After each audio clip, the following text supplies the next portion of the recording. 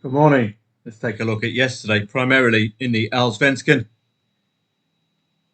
We did take on this Oster lead, but the game was disrupted by some violence on the terraces. Taking out insurance on the 0-1, of course. You are unscathed. Mjällby, I wouldn't have taken on that lead. Very, very impressive, even at 2.9. One to watch. Stick them in your notebook. Lots and lots of goals. That could be the major element for you neutral players. If you don't want to take a side, take a goals position. Really solid stuff there. Elsewhere, La Liga as well yesterday. Barcelona title winners with that 0-2 win. Real Betis coming from 2 goals down. I wish I'd got on that one, given it was one of those matches where you've got to take points off your nearest rival in a hope for European football. Did lay the draw late on at 109, 106. Always to be encouraged. Very, very low liability. An equivalent of about a 10-1 plus return if those get matched with a late goal. And Rayo Vallecano did need to get the win to break into the 50-point barrier. Would never have touched Atletico Madrid. I did mention in the review preview video yesterday that their away form is poor. And it's good to do research via soccerstats.com rather than relying on the previews, because if I had the time to be able to do that manually, it's far more beneficial because you build up your knowledge base week after week, having to necessarily research the teams using the stats rather than the previews and the reviews. So in that case, yesterday, that alerted me to the poor away form for Atletico Madrid.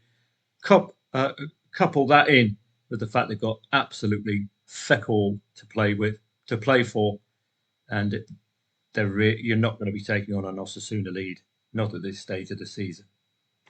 Looking at today, and it's my day off, looking forward to it. We've got a couple of Europa League finalists playing this evening, Tottenham and Manchester United, home bankers all the way through on that basis. You've got Aston Villa and Chelsea having a bit of a squabble for the European places. You've got Man United and Tottenham just preparing for the Europa League Final. So it's absolutely obvious. 2 home bankers. You won't need me to figure this one out. You don't even need Ruud van Nistelrooy, managerial genius, to figure this one out this evening. Aston Villa, you can see here, with a win, possibly breaching Champions League places. So it's vital that they get the win today, the Villains. Playing the right team at the right time. Team with singular focus on a European final. Chelsea as well, you can see this is the battle. Aston Villa would ideally like to get the win today. Like yesterday's match, Rayo Vallecano Betis must take points off your nearest rival. Aston Villa must take points off Chelsea here because the goal difference is so big. 12 goal difference. So crucial Premier League fixtures for a change. There have been a few dead rubbers of late. Eredivisie relegation playoff. Going to get short shrift, really. It's 0-1 from the first leg. It's all about whether there's enough liquidity in the markets to interest Betfarians. There's always the Danes at 6 o'clock if you fancy a bit of that. Danish First Division has a good reputation for over 2.5 goals. Taking a look at the Finnish Veikkausliiga for members today, and Guniston SJK 2.45 the favourite, tells you everything you need to know. SJK for me though, an outside chance at the title. So 2.5 at the end of today's match could be a little bit of value for SJK. I would have had them chalked down as a top 3 finisher. Perennial top 3 finisher will be KUPS. They are the daddies in the Veikkausliiga. 1.85 today. They've been a little lukewarm away from home. Both teams have scored in 2 unbeaten away matches. 1.85, a bit lukewarm, but as I say, on all evidence, not going to be deserted today, particularly if Haka score the first goal. La Liga Portugal is entering into its final periods, and I just had it in front of your eyes a second ago. There it is. So we'll have a quick look at the standings for Milassau Casapia. Is there anything to interest these two sides still? Do any of these two need points? This is what it's all about this stage of the season. And it's a pronounced gap of 9 points to the top 5. So, and 10 points for Famalicão. I think we're coming to the end of the season at the weekend in the Portuguese La Liga. So I would suggest we're there or thereabouts with these two. And they can't breach the top 6. So really, momentum absolutely finished. Rio Ave and Gil Vicente, is there anything for these two to keep them interested? Mid-table mediocrity, 27 to 33. I think Gil Vicente survive the relegation zone. So they're okay. It's dead rubbers in Portugal this evening. Best avoided, I think, dead rubbers. If you want to remain disciplined, you don't play dead rubbers. Elsewhere, any Swedish football today? We've got Norwegians as well. Do we have Norwegians today? Let's have a look. Yes, we do. So let's have a look at the Elite Serien for you. Just take a look through the matches on Soccer Stats. It's a little still early in the season. So an initial look at the table will give you an idea of who's doing what. And Viking, Brann and Rosenborg, Bodo Glimt, nowhere to be seen in the top 3. That's very unusual for them. They are unbeaten, but they have been in Europe. Remember, they've been playing Chelsea recently. I think they've been playing Chelsea. Was it the Spuds they were playing for that Europa League? So they've got 2 games in hand, Bodo Glimt. They will highly likely be vying for the title with 2 consecutive wins. So Viking, Brann and Rosenborg. And at the bottom, Haugesund, 6 consecutive defeats. Bryn, 5 consecutive defeats. HamKam, 4 consecutive defeats. It's looking bad for a few of them at the bottom. So let's take a look at some of the matches this evening for you. I would start off, I think, with Bodo Glimt and Tromsø. It's always an interesting match. Bodo Glimt always worth following. You can see the green and the yellow already. Tend to be reliable unit in this league. Scoring 2+ goals in each of the last 3 matches, albeit 2 of them at home. Watch out for potential goal fest from them. They've scored in every single match. Only the 1-0 at half-time came in the last match, but 3 goals in the second half gives you an idea that Bodo should take on any 0-0 at half-time. Tromsø have had 2 consecutive home defeats. Their 2 home wins, 1 home win only. The challenge table is going to be a little dry at the moment, isn't it? But quite clear indication with Bodo Glimt having played 2 matches left. They're likely to be top 2. So you'll be expecting this kind of a scoreline. 3 or 4 goals conceded by Tromsø today. That's how I would enter this match with that expectation in mind. Bearing in mind, the only reason Bodo are 7th is they played 2 games less. So that, you've got a green light, I think, for Bodo Glimt there.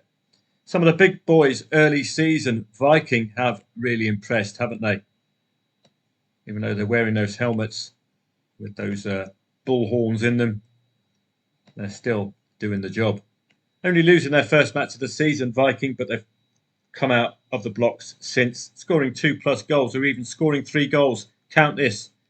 Viking have scored 3 goals at least in 1, 2, 3, 4, 5, 6 of the last 7 matches. So you've got an over 2.5 goal bias, and with that, you've got the suggestion of a goal before half-time, don't you? Only the 1-0 at half-time came last match. That's bucking the trend. They've got goals in them if they need them, Viking. That is for sure. Sandefjord doing all of their best work at home. Their 2 away defeats were both 3-1, and you don't want to see 3 when this lot are scoring 3. So if Viking are at the best, Sandefjord are at the worst away from home, you can see those 2 heavy defeats. We're looking at another 3-goal haul for Viking today. So watch out for that. Do bear in mind, Sandefjord are early season top 5, and Viking are yet to meet the early season top 5. So there's a slight gap in form there.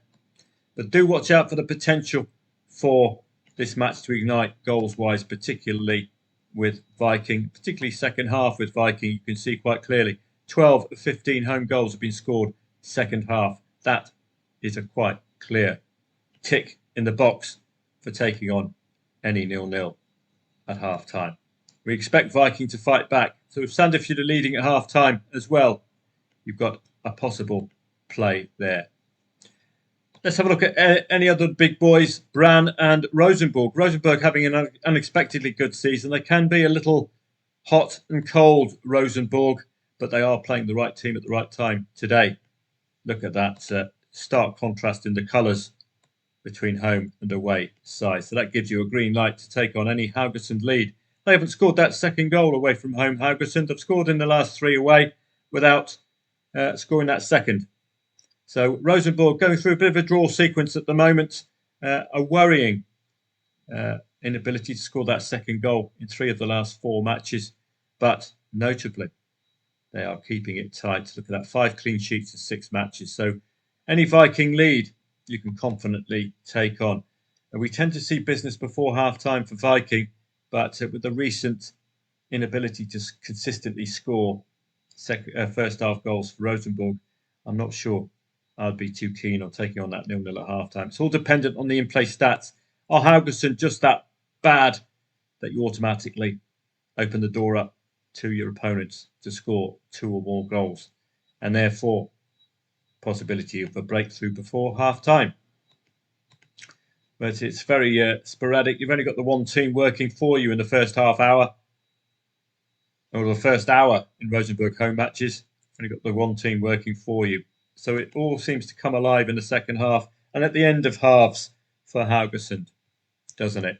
Let's have a look at one more match. And this is how easy it can be for you to just get a glimpse into teams and just get an angle before the match starts. You saw with Atletico Madrid yesterday, had I not done my research, I would have perhaps knee-jerk looked for an equaliser. But if you look at their woeful away form, the fact they don't need anything, they've got nothing to play for, you ignore. We've got Amalda, who are having trouble keeping a sequence going. 2 losses, 2 draws, 2 wins. They're improving on each turn, aren't they? They've got 2 goals in the bag, scoring 2+ goals in 3 of the last 4 matches. Mulder scored 2+ goals in each of the last 2 at home. Have conceded 2 goals at least in the first 2 home matches. Only the 1-0 at half-time for Mulder. Christiansund, far less readable, aren't they? Loss, win, loss, win, loss, draw, win, loss. Which Christiansund turns up? That is the question. Both teams have scored in 5 of 7 matches for Kristiansund, and on only 2 occasions have they won. Notably, they're unbeaten in 3 away matches. So it all depends on whether opponents are early season in the league compared to Mulder. But both teams have scored in the last 5 away. That could be an angle for you today.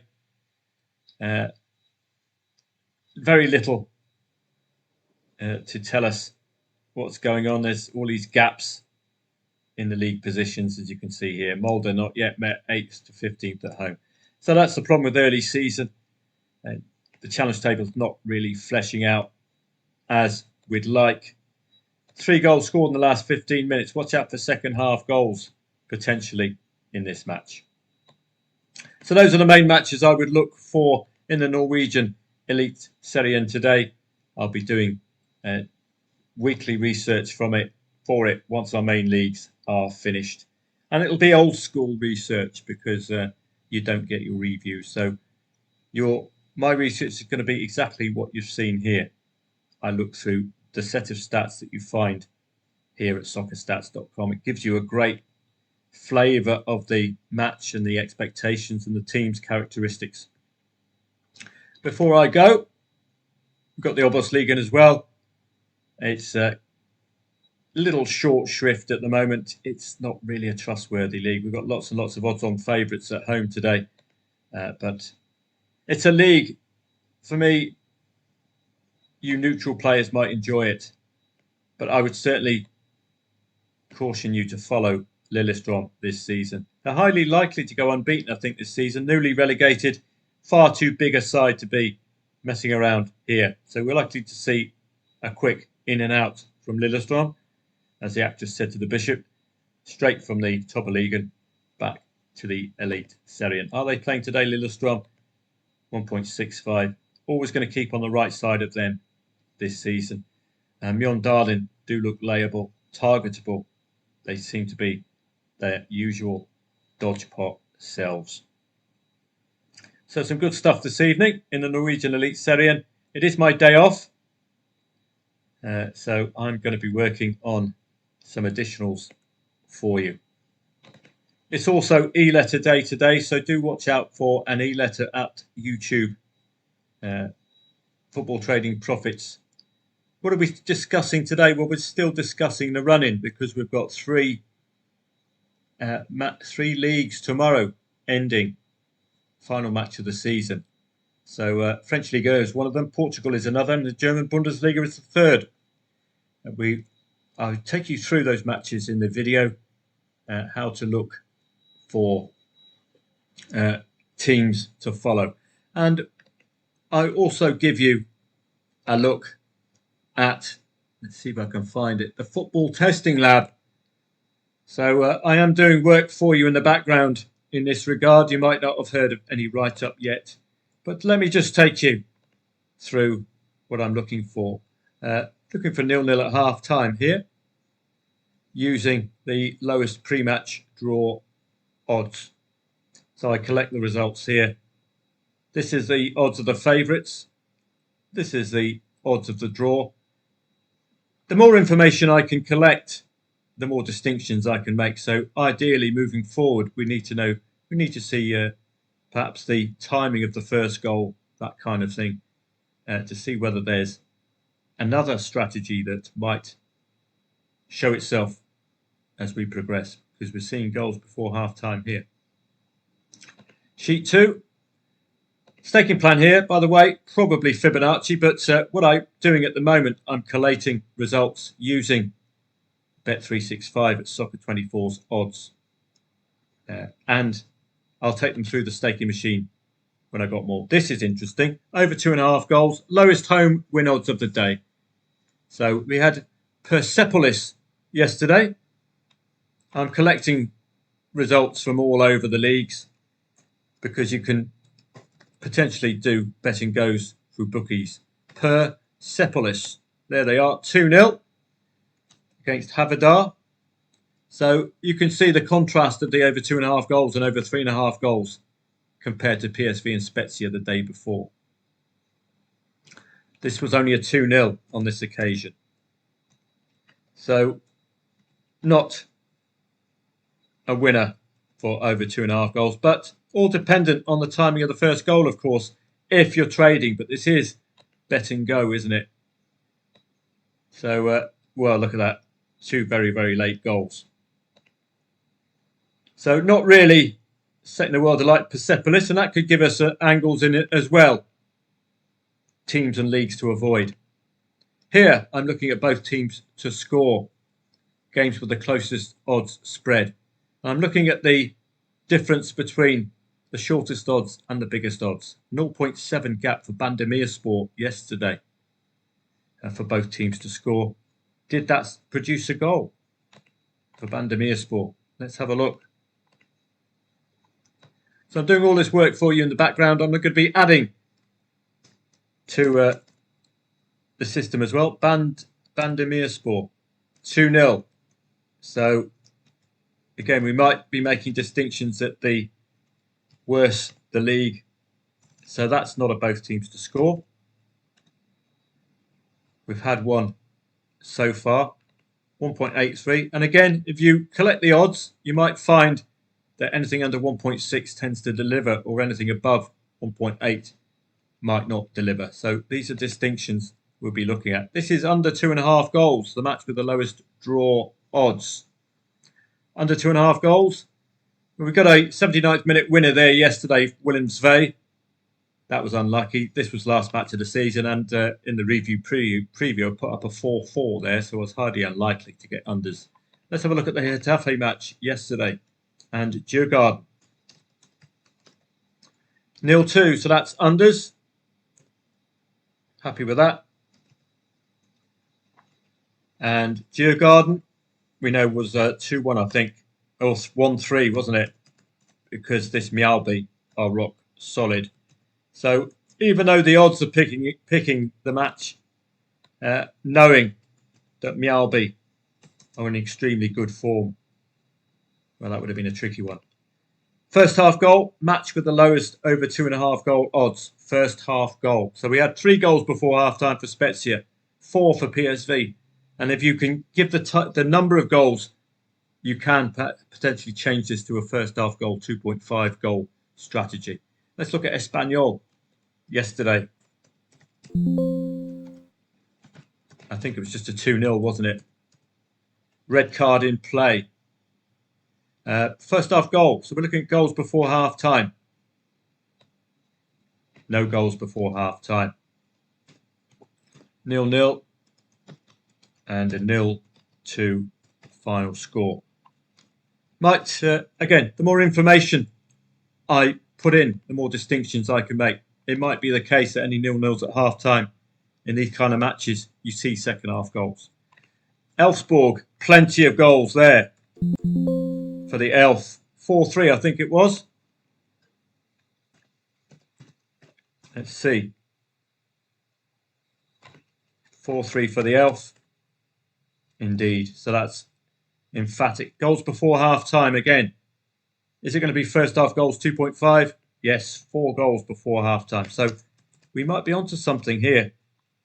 In 3 out of 4 matches using these lowest over 2.5 goal odds, we've seen 3+ goals before half time. Is that something to follow up on? This, I'm using footystats.org here. footystats.org. So let's see if I can bring that up. Trouble with the website. So this is footystats.org. I thought I'd start collating results based on actual form lines using the stats there at footystats.org. So here we're just looking at avoiding the draw. As you can see, it's got a good set of results. We're picking up a few draws here, but this is the last matches of the season. Plenty of time to cash out if trading. So I'm making some distinctions there as well if you're entering from a trader's perspective. But if you're entering this simply laying the draw, bet and go, what we also need will be the times, unless you're doing level stakes. So yesterday's, I haven't looked at them yet. Avoiding the draw, Norrköping, Varnamo, etc. Let's have a quick look at yesterday's results for some of those. And laying the draw is an old stable of trading, isn't it? There we go. That one's come in. 1-2. Varnamo. Well, that, again, just check the timing of the last goal. If you've had a team leading for 20, 25 minutes, well, in this case, from the 45th to the 80th.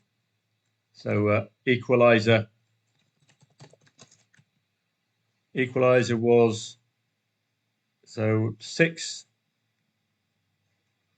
25 and 6, 31. 31 mins after the 1-2 lead. So that's an important distinction to make, isn't it? Because if you want to use these from a trading perspective, then it's important to know the difference if you get a draw between the first and the draw goal. So Gothenburg and Esbjerg, let's have a look at some of these. We know that Esbjerg was a 2-0, I think. So Gothenburg and Esbjerg. Gothenburg, the draw ended. Esbjerg, didn't see that. Bandemirspor, Elfsborg as well. 4-3, the draw ends there. We had a couple in Switzerland, young boys of Bern. Draw ends there. Servette and Lugano. So there is some potential here, isn't there? Just what are the criteria? Under 30% draws this season. The next lot will be over 1.5 goals after 30 minutes. We're picking over 2.5 goals. The first recognisable team on the over 2.5 goal list. 69% Valladolid, 85%, 84% PSV, 75% Mjällby. 1-3, don't forget that was against Djurgården. And again, I'm picking up the first goal time because the more information we have, the more distinctions we can make, particularly from a trader's perspective. 15th minute was the first goal. So interesting to note, because you might have first over 1.5 goals after 30 minutes. That's why I'm collecting the first half goal. It might be the case that we change this to over 1.5 goals after 15 minutes. If it's 0-0, you can see the first half goal. Importance there. And the final two sections of the Football Testing Lab first half goal strategy. Not getting any selections yet there. First half goals in the first three most recognisable teams in the first half goal stats. And again, we had Norrköping yesterday at 2.5 for second half goals. Now, I'm not sure how we would be playing second half goals, because you have to be in play, don't you? So it's not necessarily a bet and go strategy, is it? Unless there's a second half goals market with the bookmakers, and if they're offering reasonable value. Let's have a look at the Norrköping match. Second half goals. Indeed, 3 out of 3 second half goals there. 3 out of 3 second half goals. So that was a good call, wasn't it? Now, I've just got to work out how to profit from these. We're running a bit late. I just wanted to take you through the Football Testing Lab. Lots and lots to work with. This is going to be something I'm working through on a daily basis. It does take a little while, but I'm hoping it'll pay off all the early effort. Have a great day yourself today. Do watch out for the e-letter, which is coming your way, and the live stream, which is on tomorrow at 2:30. I hope you can attend at Football Trading Profits YouTube channel. Have a great Friday. Day off for me. After I've fed the cat, I'm off. During this rainy season, to probably get soaked as I make my way to a beach cafe. It'd be very nice indeed.